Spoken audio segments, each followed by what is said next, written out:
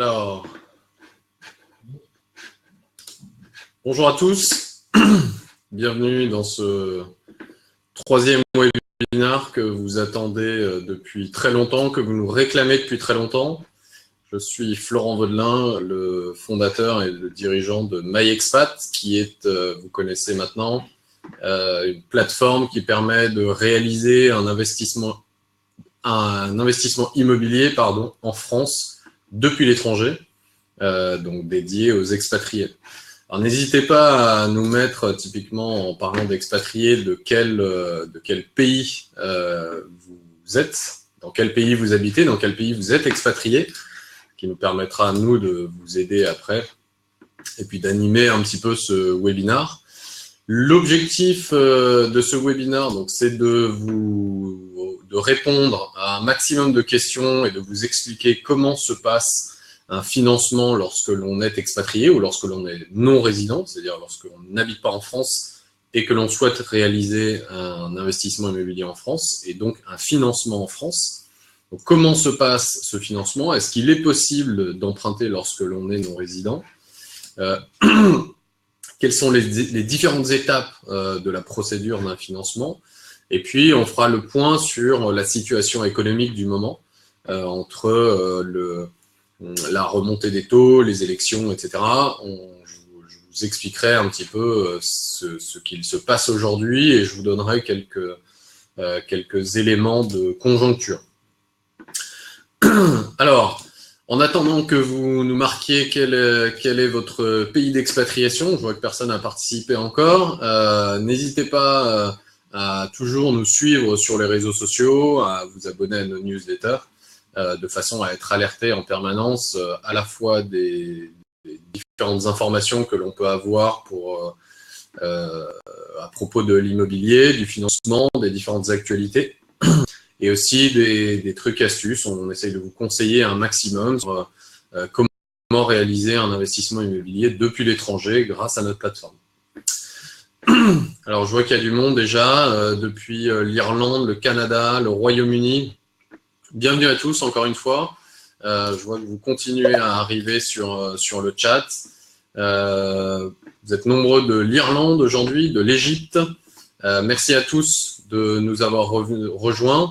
Alors, nous allons pouvoir commencer ce webinaire en attaquant sur une des premières questions que la plupart d'entre vous nous posent, c'est de savoir est-ce qu'il est possible d'emprunter en France lorsque l'on est non-résident? Alors, il faut faire attention à la définition déjà de non-résident, puisque très souvent, on nous appelle en nous disant « je ne suis pas expatrié au sens contractuel du terme », c'est-à-dire je n'ai pas de contrat français détaché à l'étranger, j'habite à l'étranger, est-ce que je peux emprunter en France?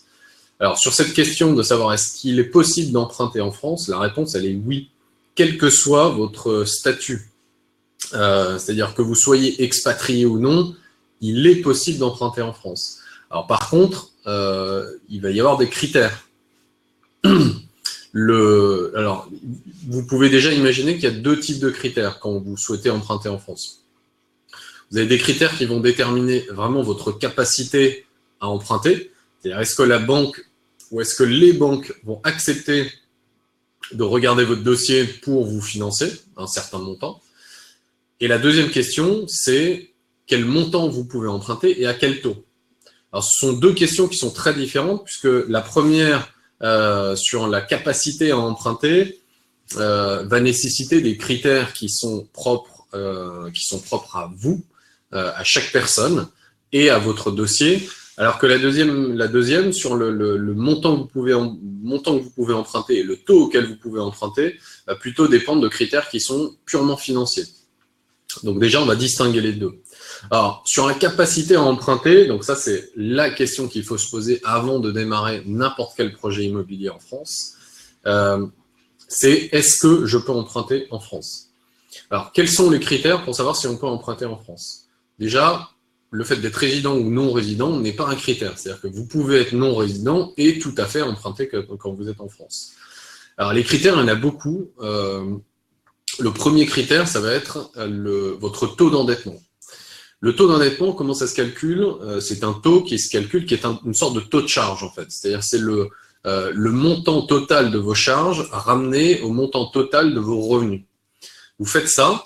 Alors, il faut faire attention parce que quand on entend par le montant total de vos charges, c'est le montant total de vos charges récurrentes et nécessaires pour vivre. Donc, en général, il s'agit surtout du loyer, s'il n'est pas pris en charge par votre employeur. Donc, c'est le loyer que vous payez. Et si vous avez d'autres charges par ailleurs, donc si vous avez déjà des prêts immobiliers, si vous avez des pensions à reverser, si vous avez des personnes à charge, tout ça constitue des charges récurrentes. Et il faut le ramener tout ça, donc le diviser par le montant de vos revenus. Alors, le montant de vos revenus, c'est le montant de vos revenus fixes de salaire. Or, tout ce qui est variable et tout ce qui est bonus, puisque les banques en France ne prennent pas en compte tous les éléments qui sont variables. Les banques en France, elles aiment ce qui n'est pas risqué, donc tout ce qui est certain. En faisant ce ratio-là, vous allez tomber sur un taux, un pourcentage. Si ce pourcentage dépasse 35%, la banque en France n'acceptera pas de vous financer. Ou il y a très peu de chances que la banque accepte de vous financer. Pourquoi? Parce que la banque considère que si vos charges représentent plus de 35% de votre rémunération, elle n'acceptera pas de vous financer parce qu'elle va considérer que vous avez besoin des 75% restants, des 65% restants, pardon, pour pouvoir vivre. Alors, il faut faire attention parce que ce mode de calcul est un mode de calcul qui est plutôt grossier, qui permet, cela étant, déjà d'avoir un premier ordre de grandeur, de savoir si vous pouvez emprunter ou pas. Ensuite, la différence entre ces 35% et votre taux de charge va être la base de calcul pour savoir quel est le montant que vous pouvez emprunter. Donc ça, on en parlera tout à l'heure. Alors, sur cette capacité à emprunter, donc on vient de voir que le premier élément, le premier critère, c'est votre taux d'endettement actuel, donc votre taux de charge. Un critère qui est très important aussi, c'est votre type de contrat. Alors, on parlait tout à l'heure du type de contrat. Il y a globalement 3 types de contrats lorsqu'on est non-résident. Soit vous avez un contrat français, donc un CDI français, où vous êtes détaché à l'étranger. Dans quel cas, vous êtes assimilé par les banques, par les grilles de risque des banques françaises, vous êtes assimilé à un résident français. Donc là, vous n'aurez aucun problème à emprunter. Sous-entendu, évidemment, que votre taux d'endettement le permette. Le deuxième type de contrat, c'est le contrat local. Donc ça, il y en a de plus en plus. Vous habitez, par exemple, au Royaume-Uni, en Irlande, en Égypte, en Indonésie. Vous avez un contrat anglais, un contrat irlandais, un contrat égyptien ou un contrat indonésien. Là, vous pouvez toujours emprunter. Par contre, le taux que vous proposera la banque sera un petit peu plus élevé que si vous étiez en contrat français détaché à l'étranger.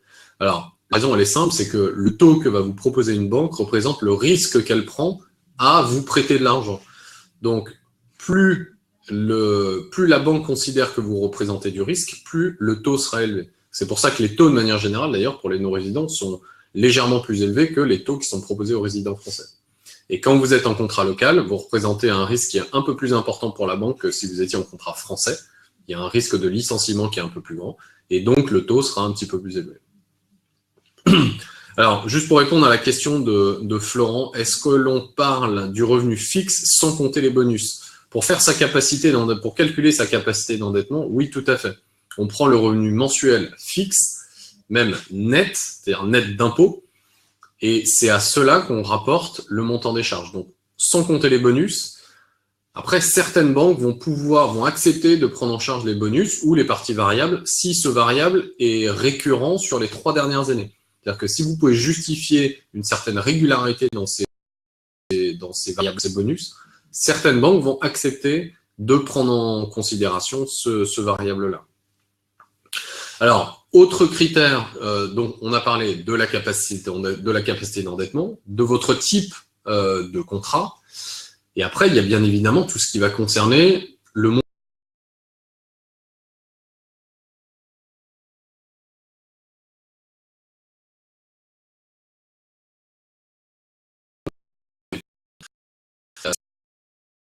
Vous allez voir, vous allez mettre que c'est un plus pour les pousser à accepter de vous financer. Et après, le dernier critère, c'est un critère qui est un petit peu à tort, parce que là, pour le coup, ça considère votre profil. De manière générale, la banque va analyser votre profil, donc que ce soit en termes de nationalité, en termes de contrat de travail, de rémunération, de montant d'épargne. Mais ça peut être aussi les que vous avez fait.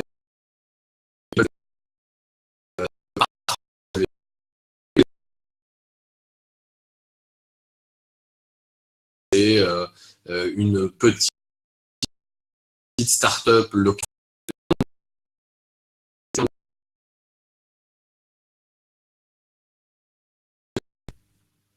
à lui prouver que vous ne représentez pas de risque pour la banque de façon à ce qu'elle accepte de vous financer. Donc tout le jeu, la capacité de financement et le profil de risque que vous allez représenter pour la banque. Alors ça, c'est sur les premières conditions qu'il est nécessaire de remplir lorsque l'on veut emprunter en France. Alors maintenant, une fois que vous avez trouvé une banque ou une fois que vous êtes allé voir un courtier qui accepte de vous prêter de l'argent, la deuxième question, c'est combien vous pouvez emprunter et à quel taux. Alors, première question avant de parler du taux, c'est déjà combien vous pouvez emprunter. Donc ça, c'est un calcul qui est un petit peu complexe parce que c'est un calcul qu'on appelle actuariel. Donc je vous invite à nous contacter si vous voulez plus d'informations ou à contacter directement votre banque d'ailleurs parce qu'ils seront plus à même de vous répondre sur ces questions financières-là. C'est un calcul actuariel qui consiste à évaluer la part, l'effort d'épargne que vous pouvez faire et de calculer un montant de prêt dont la mensualité corresponde à cet effort d'épargne que vous pouvez faire, financièrement parlant. Donc là, c'est pareil. Faites bien ce calcul parce qu'on se rend compte de façon assez récurrente que, alors, c'est pas propre à vous, les expatriés du monde, que beaucoup d'ailleurs se lancent dans des projets d'investissement sans même savoir combien ils peuvent emprunter et déjà s'ils peuvent emprunter. Et en plus de ça, il y en a d'autres donc qui pensent pouvoir emprunter 200, 300, 400 000 euros. Et puis en fait, quand ils vont voir leur banque, parce qu'ils ont des loyers qui sont très élevés, je pense notamment à des pays comme les États-Unis, à New York, à Hong Kong, à Singapour, où les loyers sont très élevés, ça vient entamer tout de suite la capacité d'endettement. Et donc, alors qu'ils pensaient pouvoir emprunter beaucoup, on a pas mal d'expatriés qui finalement se retrouvent avec des capacités d'endettement qui sont toutes petites, ne serait-ce que parce que leur loyer représente une très grosse part de leur rémunération. Donc ça, vraiment faire attention, calculer votre capacité d'endettement. Donc, première étape, emprunter avec les étapes que je vais vous expliquer. Deuxième étape, calculer votre temps pour savoir combien vous pouvez emprunter. Et troisième étape, savoir à quel taux vous pouvez emprunter. Alors, on voit que la question du taux, lorsque l'on est non-résident, elle vient en dernier, parce que vous êtes nombreux également à venir nous voir en disant « je veux un bon taux ».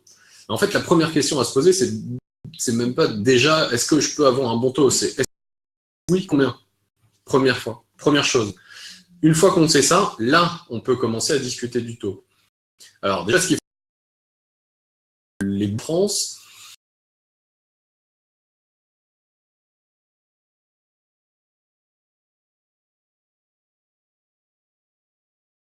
elles vont prêter aux non-résidents. Donc déjà, il va falloir essayer de les convaincre. Une fois que vous les avez convaincus, il faut arriver à le taux d'intérêt, comme je vous l'expliquais tout à l'heure, représente le risque par jour. C'est-à-dire que plus la banque va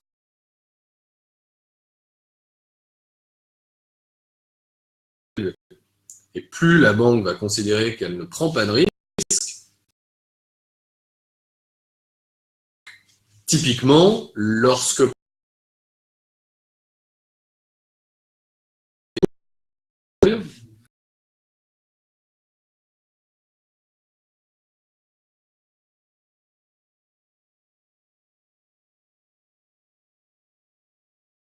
plus vous mettez d'apport, moins vous empruntez, et donc plus le risque que prend la banque est faible, et donc plus le taux sera faible.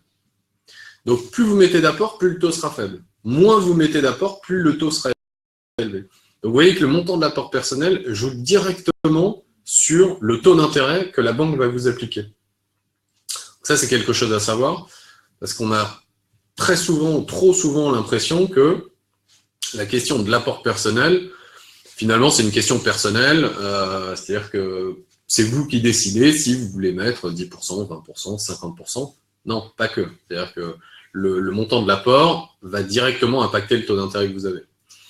Et alors, il se trouve que le montant de cet apport personnel va aussi directement impacter votre capacité à emprunter. Pourquoi? Parce que en France, la majorité des banques demandent à ce que votre apport personnel, vous, non-résidents, je parle pour les non-résidents, là, représente au moins 20% du prix de l'appartement, plus les frais de notaire.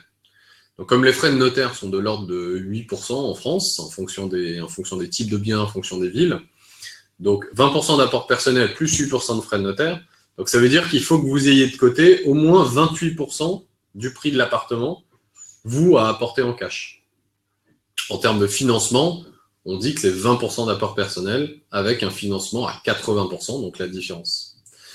Certaines banques vont jusqu'à demander 40% d'apport personnel pour les non-résidents. Donc ça, ce sont des banques qui ne veulent prendre vraiment aucun risque et qui demandent un très gros apport personnel. À côté de ça, vous avez des banques qui vous, par exemple, votre banque en France, je ne sais pas si vous avez conservé une banque en France, d'ailleurs vous pouvez me le marquer dans le chat, avez-vous conservé une banque en France? Si oui, quelle est cette banque? Parce que certaines banques refusent de financer les non-résidents et certaines banques sont plus souples, acceptent. Et en fonction de quelle est votre banque en France, la banque en France va déjà, elle vous connaît. Donc déjà, à partir du moment où elle vous connaît, vous représentez déjà un peu moins de risque que si vous alliez voir une banque qui ne vous connaît pas. Donc ça, c'est la première chose. Donc une banque qui vous connaît, elle va statistiquement, alors c'est pas vrai dans tous les cas, mais c'est statistiquement, vous demander peut-être moins d'apport personnel qu'une banque qui ne vous connaît pas. Alors je vois que il y en a là parmi vous, il y en a qui sont à la Société Générale. Alors typiquement, la Société Générale est une banque qui ne finance pas les projets d'investissement locatif pour les non-résidents. Donc là, il va falloir trouver d'autres solutions, donc à travers un courtier ou à travers d'autres banques que vous connaissez, les banques de vos amis ou les banques de vos parents, par exemple. Le LCL, alors le LCL peut financer les non-résidents, c'est une banque qui n'est pas habituée à financer les non-résidents, donc c'est compliqué. Les dossiers les retours de clients qu'on a eus sont plutôt négatifs. Les dossiers sont compliqués à monter en tous les cas. Et puis je vois pour Vicesia, Crédit Agricole, aucun problème pour financer les non-résidents. Le problème avec ING Direct, très anonyme, alors effectivement Héloïse, le problème avec les banques en ligne de manière générale, c'est que les banques en ligne ne financent pas les non-résidents. Quand vous regardez les conditions générales de toutes les banques en ligne, que ce soit Boursorama, que ce soit ING Direct, elles ne financent pas les non-résidents. Donc là, vous n'aurez pas d'autre choix que typiquement d'aller voir une autre banque.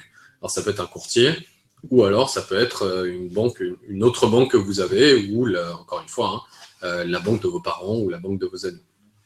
En tout cas, ce qui est sûr, c'est que plus vous arrivez dans une banque avec laquelle vous avez déjà une relation, que ce soit votre banque ou la banque d'un de vos proches, plus le taux, plus les conditions que la banque va accepter de vous faire seront potentiellement intéressantes, puisque la banque vous connaîtra d'une façon ou d'une autre. Donc ça, gardez bien en tête. Faire un prêt immobilier, c'est vraiment une histoire de relation. Il y a des critères qui sont très financiers, très techniques, donc c'est ce qu'on vient de voir. Ça peut être le type de contrat de travail, ça peut être les éléments de rémunération, ça peut être le taux de charge. Mais in fine, c'est aussi quelque chose de très relationnel. C'est-à-dire que plus vous arrivez à défendre votre projet, votre situation, plus potentiellement vous pouvez emprunter. C'est pour ça qu'il n'y a pas de... Moi, je vous donne les grandes lignes avec des ordres de grandeur, mais après, tout se passe entre vous et votre banque. Alors, pour revenir justement sur cet élément de contrat de travail, donc on a parlé du contrat français détaché à l'étranger, donc ça, il y en a de moins en moins, on le sait, ce sont des contrats détachés, d'expatriés, on dit, d'expatriés vis-à-vis de la sécurité sociale. L'autre type de contrat, c'est le contrat local, donc ça, on en a parlé tout à l'heure aussi. Donc là, vous pouvez emprunter, par contre, pour présenter un risque un petit peu plus élevé, donc taux un petit peu plus élevé. Autre cas de figure, c'est le contrat. Alors, c'est pas de contrat, en fait. L'autre cas de figure, c'est le cas où vous êtes entrepreneur. C'est le cas où vous avez monté une entreprise. Le cas où vous êtes chef d'entreprise. Et alors là, c'est dommage pour vous, mais dans ce cas-là, vous ne pouvez pas emprunter en France. C'est-à-dire que nous, aujourd'hui, on ne connaît pas une banque qui accepte de financer que soit la taille de l'entreprise. C'est triste à dire.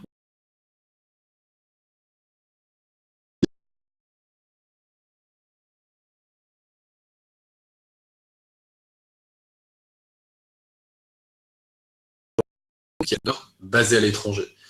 Et alors, je dis quelle que soit la taille de l'entreprise, parce que même si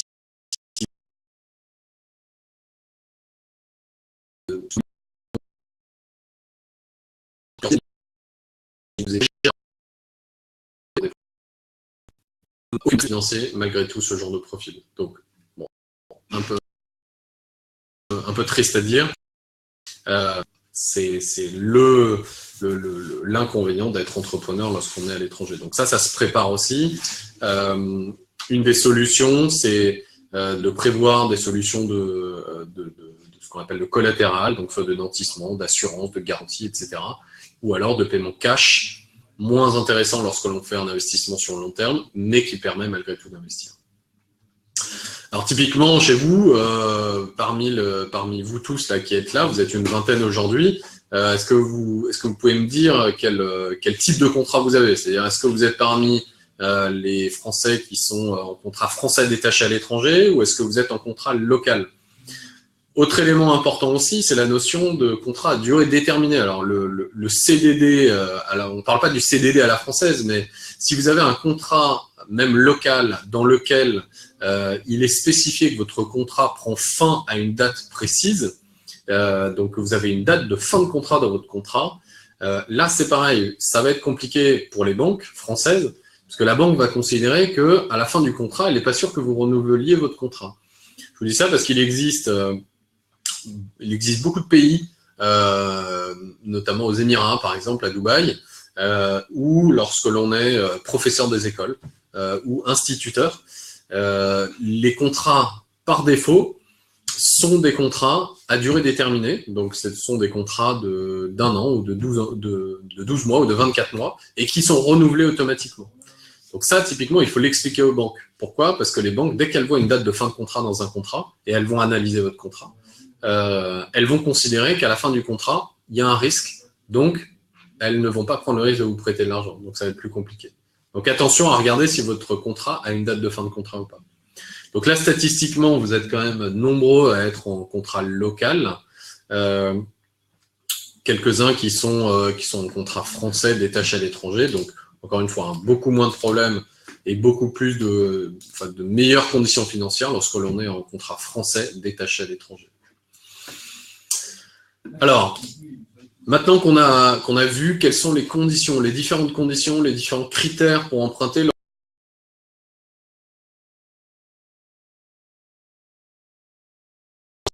c'est je veux faire un investissement immobilier en France, je veux préparer ma retraite, je veux préparer les études de mes enfants, je veux acheter un appartement à Paris, à Lyon, à Bordeaux, qui sont les 3 villes que ma expat couvre aujourd'hui. Combien je dois emprunter? Qu'est-ce que je dois prévoir comme frais? Alors, évidemment, il y a le prix de l'appartement. Donc, le prix en France, il est composé soit du prix qui va revenir au vendeur, soit il est composé, si le vendeur a décidé de passer par une agence pour commercialiser son bien, soit il est composé du prix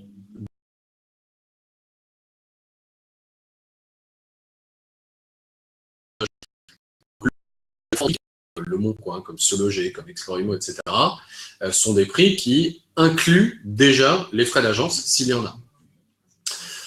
Donc, le prix de l'appartement est bien évidemment le premier coût, le premier centre de coût à prévoir.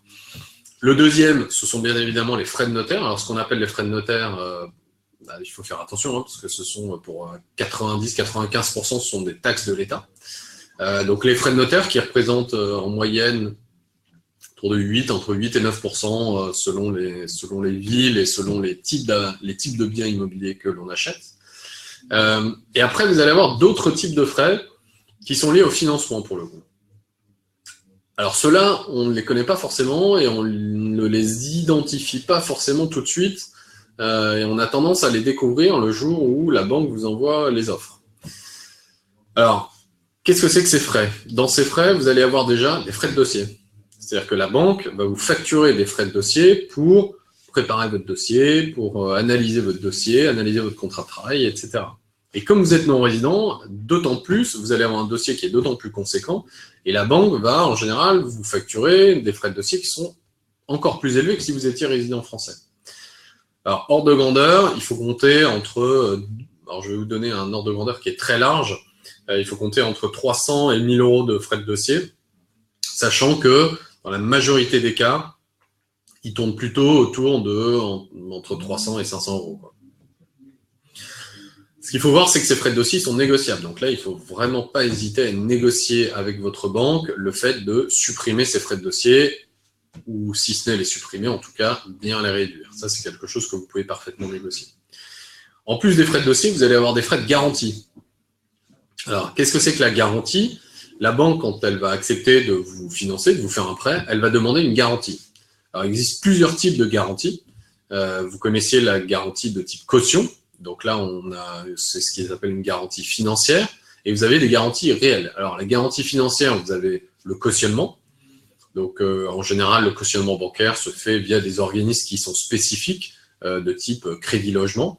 Mais vous avez d'autres types de garanties qui peuvent être le nantissement, par exemple. Si vous avez des valeurs mobilières, alors ce qu'on appelle une valeur mobilière, c'est soit c'est tout ce qui est différent de l'immobilier, donc c'est ce qui bouge de valeur mobilière. Ça peut être un contrat d'assurance vie, ça peut être des œuvres d'art, ça peut être des choses comme ça. Donc c'est plus rare. En général, c'est plutôt le cautionnement. Et après, vous avez des garanties réelles, où là, la banque va prendre en garantie le bien que vous achetez. Donc là, il y en a deux types, c'est soit le PPD, le privilège prêteur de denier, ou l'hypothèque, qui sont sensiblement les mêmes types de mécanismes. C'est-à-dire que si vous arrêtez de payer les remboursements les mensualités de votre prêt, la banque se donne le droit, évidemment sous couvert de procédure juridique, de récupérer le bien pour le vendre aux enchères et récupérer le fruit de la vente pour pouvoir récupérer son argent. Donc, cette garantie-là, que ce soit une caution ou que ce soit une hypothèque ou un PPD, elle a un coût. C'est une garantie, c'est une assurance pour la banque, et comme toute assurance, comme vous payez votre assurance pour vous protéger contre un risque, cette assurance-là a un coût et la banque vous le fait supporter. Donc ce coût-là, c'est en fonction des montants et en fonction du type de garantie que la banque va choisir, il faut compter entre 1 et 3% du prix de l'appartement ou du montant emprunté, ça dépend du type de caution. Donc en gros, on s'en sort pour des projets inférieurs à 500 000 euros, on s'en sort pour quelques milliers d'euros de frais de garantie. Donc ça, c'est pareil, il faut le compter, parce que le jour où vous allez faire votre prêt bancaire, vous allez avoir à payer, à sortir de votre poche les frais bancaires, les frais de garantie, donc ça fait quand même, ça commence à faire quelques milliers d'euros. Et après, vous allez avoir tout ce qui est les frais d'assurance santé. Alors, en plus de prendre une garantie sur le fait que vous ne remboursiez pas les mensualités, la banque va demander une assurance santé qui va la protéger contre tout risque de santé que vous pourriez avoir, vous. C'est-à-dire que si demain vous avez un accident, ou si demain un événement tragique arrive, vous décédez par exemple, la banque, elle, a besoin de s'assurer contre ce risque-là. Donc, d'être sûr d'être remboursé si un jour vous disparaissez ou vous ne pouvez plus travailler parce que vous avez un accident. Donc ça, c'est vraiment l'assurance santé. Alors, c'est pareil, c'est vous qui allez le supporter, ce coût-là. Ça va rentrer directement dans... Alors là, on parle en pourcentage du prix de l'appartement. Donc, ça va rentrer directement dans le taux que la banque vous calcule.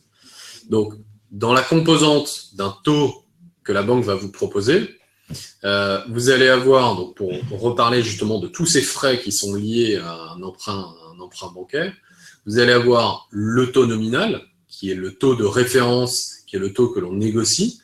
À ça, on va ajouter, donc c'est une simple somme, on va ajouter le taux de votre assurance santé. Donc là, évidemment, moins vous avez de risques d'avoir un problème de santé, plus ce taux va être faible.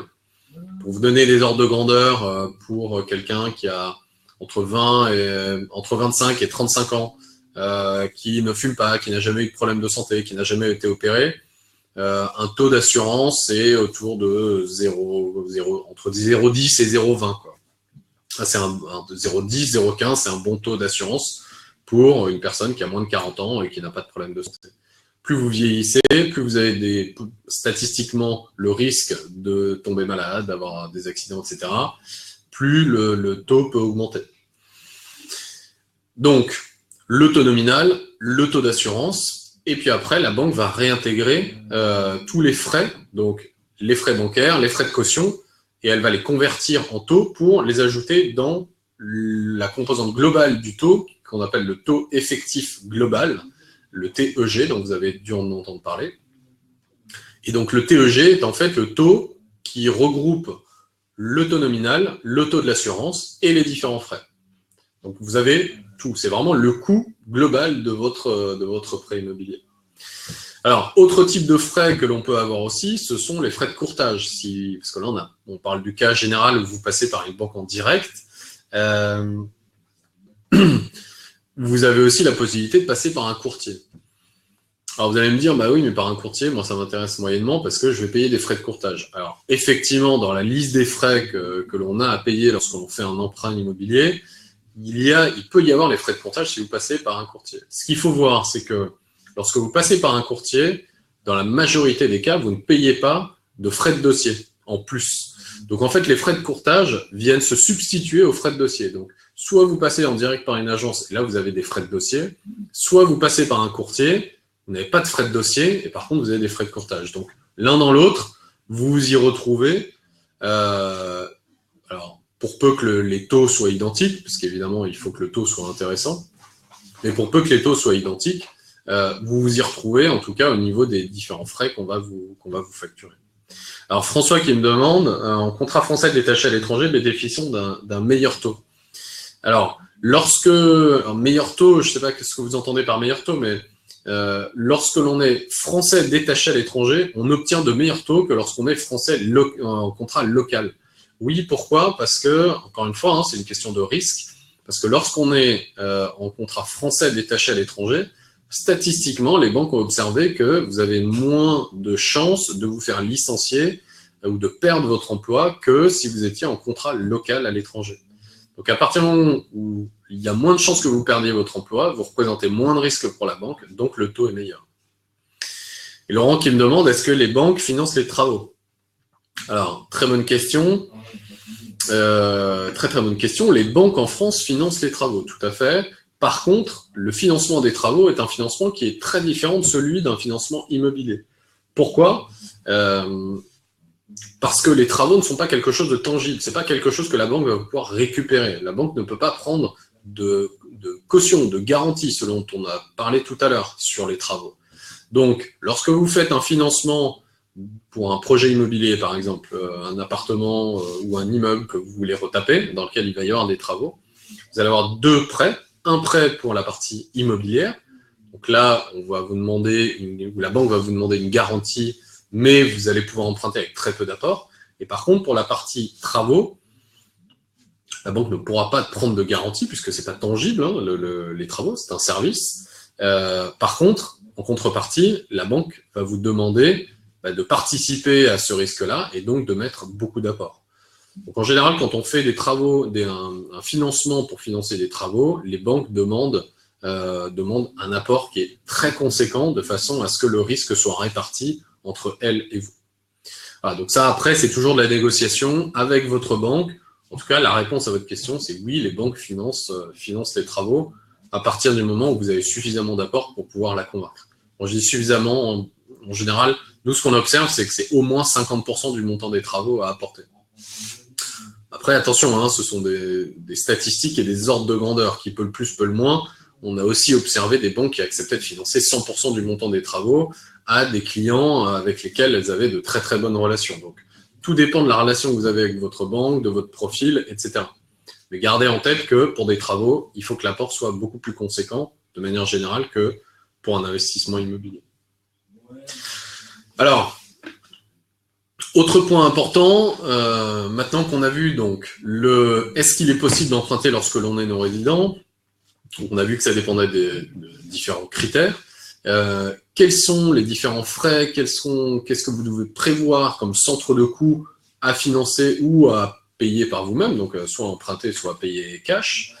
Une fois que vous avez fait ce travail-là, et que vous avez le montant de votre budget, vous savez combien vous devez emprunter, vous savez si vous pouvez emprunter, à peu près à quel taux, la question qui suit, c'est quelles sont après les différentes étapes pour organiser son financement. Alors, les différentes étapes, ça commence par, déjà, trouver un bien. Donc, une fois que vous avez trouvé votre bien, vous allez signer une promesse de vente ou un compromis de vente qui établit un engagement de votre part à acheter le bien et un engagement du vendeur à vous vendre le bien. Et ce document, le compromis ou la promesse de vente, c'est le premier document qui va vous permettre de démarrer votre dossier de financement. Donc, première étape dans l'organisation d'un financement en France, c'est la constitution de votre dossier. Alors là, vous allez devoir envoyer la promesse ou le compromis à votre banque, signer. Sans ça, elle ne pourra pas démarrer le dossier pour vous. Et après, elle va vous demander de constituer votre dossier. Donc le dossier, c'est quoi? Ce sont différentes pièces qui justifient du fait que vous pouvez emprunter, que vous êtes bien la personne que vous dites être. Donc ça va être la copie de votre passeport, vos 3 derniers bulletins de paie, vos relevés de compte, la copie de votre contrat de travail, la copie de votre contrat de mariage ou de Pacs si vous êtes marié ou pacsé et que vous achetez à 2, la copie de votre bail, il peut y avoir votre dernier avis d'imposition également. En fait, c'est tous les éléments, tous les documents qui vont permettre à votre banque de vérifier les informations que vous lui avez données et d'établir votre profil de risque. Donc, plus vous allez lui donner des éléments qui sont rassurants, évidemment, plus elle va accepter de vous prêter et plus elle va accepter de vous prêter à un bon taux. Donc là, c'est pareil. L'objectif, c'est pas forcément de cacher des choses à votre banque, mais c'est peut-être de lui présenter les choses et votre dossier de façon à ce qu'elle vous considère comme un investisseur sûr, fiable, avec peu de risques, de façon à ce qu'elle accepte de vous financer. Une fois que vous avez constitué ce dossier avec la banque, donc la banque a récupéré toutes les informations, tous les documents dont elle avait besoin. Alors, petit détail sur les documents lorsque l'on habite à l'étranger, les banques sont souvent confrontées au cas de figure où les documents ne sont pas en français. Alors, il y a très peu de banques qui acceptent, si ce n'est aucune, les documents qui ne sont pas en français. Les documents qui sont en anglais, à la limite, certaines banques acceptent de les recevoir en anglais. Par contre, toutes les autres langues, vous devrez probablement faire traduire ces documents, au moins en anglais et au mieux en français, par un traducteur qui est assermenté, de façon à pouvoir l'envoyer à votre banque. Alors là, je ne peux pas trop vous donner de conseils parce que chaque banque a ses process. Le seul conseil que j'aurais à vous donner, c'est si vous avez des documents, une liste de documents qui est très importante, qui n'est pas en français, a fortiori qui n'est pas en anglais non plus, moi je vous conseille vraiment de passer par un courtier qui est spécialisé dans les non-résidents, qui lui va se charger justement de vous accompagner dans la traduction de ces documents. Ça vous facilitera grandement la vie. L'étape de la constitution d'un dossier en financement, ça a l'air simple comme ça peut vite devenir un casse-tête, parce qu'au fur et à mesure que la banque vous demande des documents et qu'elle va analyser vos documents, elle risque de vous demander encore d'autres documents. Donc, la meilleure solution pour nous, c'est vraiment de passer par un courtier, déléguer cette tâche-là, ça vous coûtera pas beaucoup plus cher à un spécialiste du financement pour les non-résidents. Une fois que... Alors, il y a Vicessia qui nous demande si on doit monter un dossier et le présenter à la banque, sur combien d'années faut-il monter? Alors, ça, on verra ça dans la dernière étape, là, justement, les différentes étapes d'un financement en France, qui va consister à dire sur combien d'années je veux emprunter, ce qui va directement impacter le taux d'intérêt et votre mensualité. Et si ça impacte votre mensualité, ça va aussi impacter votre capacité d'endettement. On va voir ça dans la troisième étape, justement. Alors, première étape du financement d'un bien en France, constitution de votre dossier. Deuxième étape, la banque, une fois qu'elle aura monté votre dossier, elle va vous demander de faire une demande officielle de financement et de lui envoyer les formulaires d'assurance pour l'assurance santé. Donc là, elle va vous envoyer tous les formulaires d'assurance à compléter. Vous allez devoir les compléter la demande de financement, renvoyer tout ça à votre banque. Une fois que la banque aura la demande officielle de financement et une fois qu'elle aura reçu les différents formulaires de l'assurance, là, elle va pouvoir engager l'édition des offres. Alors, pour peu qu'il n'y ait rien dans les formulaires d'assurance qui justifie plus d'examens complémentaires, je vous dis ça parce que, par exemple, si vous avez subi une opération, si vous avez déjà été malade d'une maladie grave et que vous marquez dans ces formulaires, en théorie, vous êtes censé marquer justement ces choses-là dans le formulaire, l'assurance santé va demander plus d'informations sur ce que vous avez. Et quand on habite à l'étranger, quand on est non-résident, ça peut prendre beaucoup de temps. Donc là, encore une fois, faites attention lorsque vous remplissez les formulaires, ou soyez prêts en tous les cas à avoir votre dossier médical ou aller faire des visites complémentaires chez des médecins s'il vous est arrivé quelque chose par le passé. Une fois que la banque a reçu ces formulaires d'assurance et votre demande de financement, là, elle peut lancer ce qu'on appelle l'édition des offres, c'est-à-dire qu'elle valide votre dossier et elle va demander à son back-office de vous éditer les documents qui sont les offres. Donc, c'est le contrat, elle va vous faire préparer un contrat qu'elle va vous envoyer.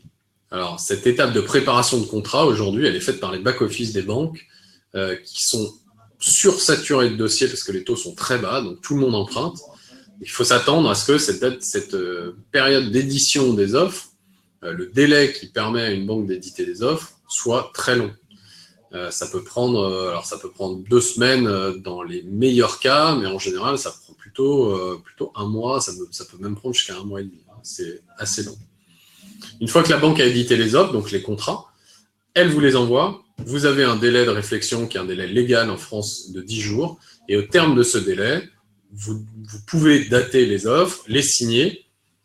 Attention à ne jamais faire de rature sur ces documents parce que, là encore, les banques ne considèrent nulles toutes les offres sur lesquelles il y a des ratures.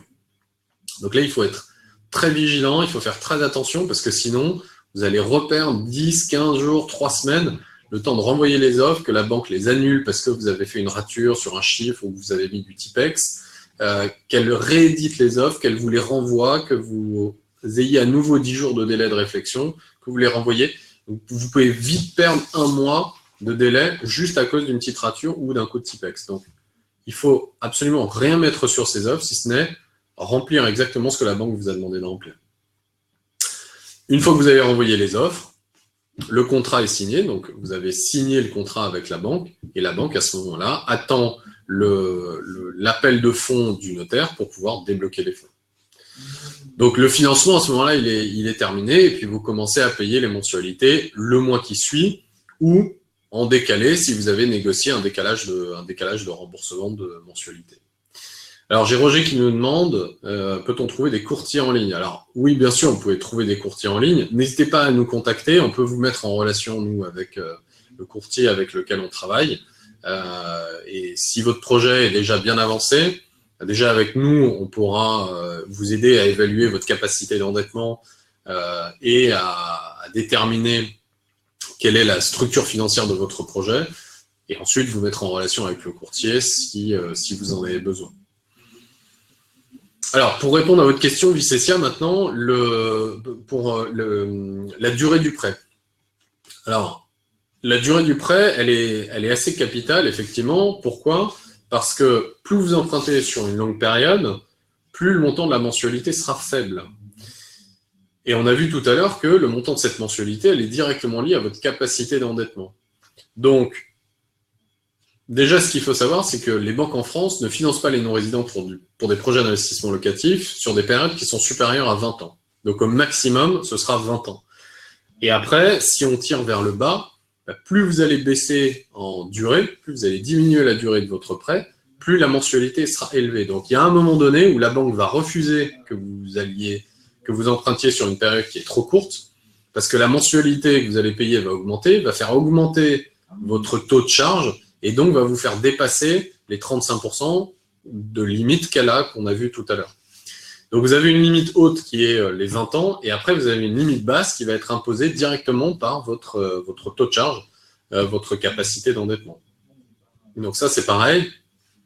N'hésitez pas à nous contacter pour qu'on évalue ensemble déjà, grosso modo, à la louche, qu'on fasse une première étude sur votre situation personnelle et financière et qu'on vous dise déjà quel est, selon nous, en ordre de grandeur, le montant que vous pouvez emprunter et sur quelle durée. Alors, en parlant de durée, ça permet de rebondir justement sur la situation économique aujourd'hui. Lorsqu'on emprunte, on emprunte à un taux, et un taux est toujours fixé par rapport à une durée. Alors, si on parle des taux aujourd'hui, la situation, vous la connaissez, hein, les élections présidentielles qui arrivent samedi, un contexte économique en France, puisqu'on emprunte en France, donc un contexte économique qui est plutôt morose. Merci Roger qui doit partir d'avoir participé à notre webinaire. Donc, une situation économique qui est moyenne, je dis morose, mais qui depuis quelques années est en train de repartir. Donc on a un petit peu de croissance, les entreprises continuent à faire un petit peu de chiffre d'affaires en croissance. Et par contre, des OAT qui restent stables, donc les OAT c'est les taux à 10 ans, hein, et des taux interbancaires qui restent extrêmement faibles. Donc des taux directeurs, des OAT et des taux interbancaires qui sont très très faibles. Donc les taux restent de manière générale très très bas. Quand je dis très bas, c'est inférieur à 3%, qui n'ont rien à voir avec les taux qu'on a pu connaître dans les années 80-90. On avait des taux qui étaient supérieurs à 8, 10, 12%. Donc là, on est quand même sur des taux qui sont très intéressants. Aujourd'hui, alors comme je vous le disais tout à l'heure, attention lorsque vous regardez les taux, puisque là aussi, vous êtes nombreux à venir nous voir en nous disant « je veux emprunter à 1,10, 1,15 ». Alors que je suis en contrat local en Indonésie, parce que j'ai vu que sur tel site en France, les taux moyens, c'était ça. Attention, la majorité des sites de courtage ou des sites qui affichent des taux en France, vous affichent des taux qui sont faits pour des résidents français. Quand vous êtes non-résident, déjà, d'entrée de jeu, vous pouvez appliquer une surprime de 0,2 ou 0,3%, entre 0,2 et 0,4 même, juste parce que vous êtes non-résident. Donc, vous représentez plus de risques pour la banque, donc la banque va vous appliquer une surprime. Si vous voulez des taux qui sont... si vous voulez un ordre de grandeur des taux, aujourd'hui, typiquement, en moyenne, un taux pour un non-résident, sur 20 ans, les taux, ils sont de l'ordre de 1,55, 1,60. Ça, ce sont des taux qui sont moyens en France. Donc, quand je dis moyens, ça veut dire que certains vont pouvoir obtenir moins, d'autres vont pouvoir obtenir plus, mais la grosse majorité, voilà, ça va être autour de 1,55, 1,60. Sur 15 ans, on va être à 1,35. Sur 10 ans, on va être à 1,15. Donc évidemment, plus la durée baisse, plus le taux baisse. Pourquoi? Parce que la banque vous prête sur une durée qui est plus faible. Donc elle prend moins de risques puisqu'elle récupère son argent plus vite. Voilà, donc taux sur 20 ans, parce que la grosse majorité d'entre vous quand même empruntent sur 20 ans. Pourquoi? Parce que vous avez aujourd'hui entre 30 et 40 ans, donc au terme de laquelle vous voulez commencer à toucher des revenus. Immobilier sur 20 ans, donc c'est normal d'appliquer un taux sur 20 ans et de faire un prêt sur la durée totale de votre projet. Voilà, donc taux d'aujourd'hui, à peu près 1,55 sur 20 ans. On va terminer là. J'espère avoir fait le tour de toutes les questions que vous pourriez avoir. Encore une fois, donc pour résumer, donc on a vu que les grandes questions à vous poser lorsque vous avez un projet immobilier, un projet d'investissement locatif, c'est de savoir si vous pouvez emprunter, combien vous pouvez emprunter.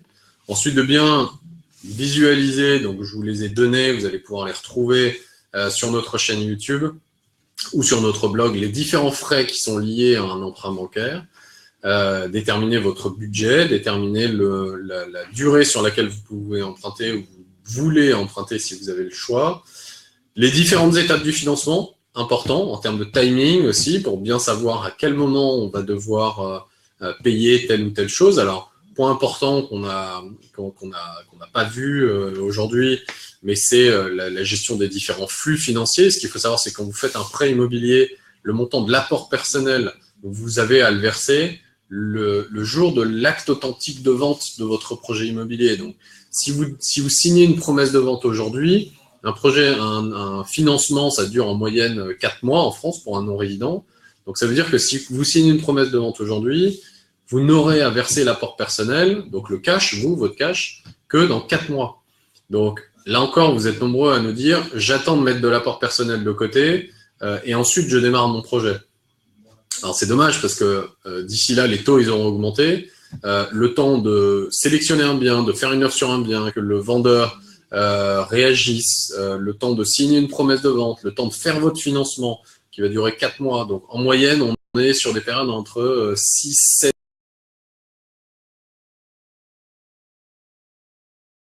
et donc le jour où vous versez votre apport personnel.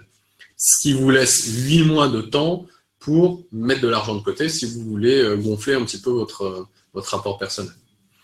Donc on a vu ces différentes étapes du financement en France. J'ai essayé de vous donner quelques indications sur la situation économique aujourd'hui, sur les différents taux qui sont pratiqués aujourd'hui par les banques françaises, les différents délais, voilà, des délais qui sont particulièrement longs lorsque on fait un prêt en France, a fortiori quand on est non-résident. Sachez aussi que les conditions qui sont imposées par les banques sont en général assez strictes pour les non-résidents. Donc, on a parlé du montant de l'apport personnel qui doit être au minimum de 20%, les taux qui sont souvent très peu négociables parce que c'est les banques qui ont le pouvoir aujourd'hui de prêter ou pas. Voilà, donc j'espère qu'avec tous ces éléments-là, vous allez pouvoir réfléchir, pouvoir mûrir votre projet. Vous avez une mine d'informations, on essaye de vous fournir un maximum d'informations sur notre blog. S'il y a des sujets qui vous intéressent particulièrement, sur lesquels vous voulez qu'on fasse de la recherche, n'hésitez pas à nous en faire part sur les réseaux sociaux. Donc aujourd'hui, on est sur Facebook, on est sur Twitter, on est sur LinkedIn, on est sur Instagram pour ceux qui veulent regarder un petit peu plus de visuels. Et puis, bien sûr, à continuer à vous inscrire à la newsletter si vous voulez recevoir l'actualité immobilière jusqu'à ce que votre projet soit prêt. Puis à ce moment-là, vous pourrez nous contacter si vous avez besoin de plus d'informations. N'hésitez pas à noter également notre webinaire. Merci de nous avoir suivis. Merci de m'avoir écouté pendant cette petite heure. J'espère que j'ai répondu à l'ensemble de vos questions. Alors, j'ai Robert qui m'avait posé une question qui est pas dans le même canal. Excusez-moi Robert. Hein. Quelles sont les banques que l'on peut contacter à partir des États-Unis?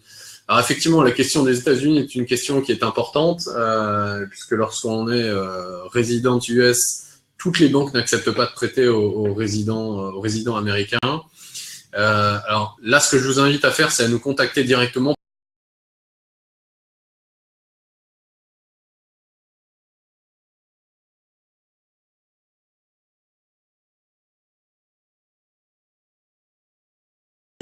Que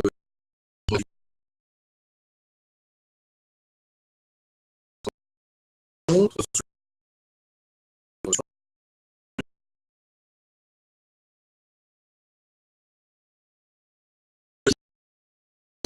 en phase de début de projet ou qui ont un projet immobilier.